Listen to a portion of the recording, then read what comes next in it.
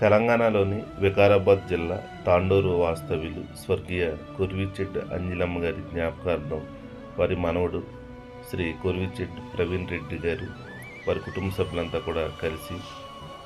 పశ్చిమ గోదావరి జిల్లా పాలకొల్లో ఉన్న విశ్వమానవేదిక ఉచిత వృద్ధాశ్రమంతో పాటు నిత్యాన్నదానంలో ఆదరణ లేని వృద్ధులందరికీ భోజనాలన్నీ కూడా ఏర్పాటు చేశారు. భౌతికంగా అందరికీ కూడా దూరమై ఎన్నో జ్ఞాపకాలని ఎంతో విషాదాన్ని మిగిల్చిన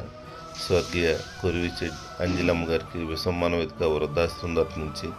నిత్యాన్నదానం పెద్దన్న తరపు నుంచి, వారి మనవడు కుర్విచెట్టు ప్రవీణ్ రెడ్డి గారి తరపు నుంచి, ఇతర వారి కుటుంబ సభ్యులు, ఆత్మీయులు, స్నేహితులు అందరి తరపు నుంచి కూడా స్వర్గీయ కుర్విచెట్టు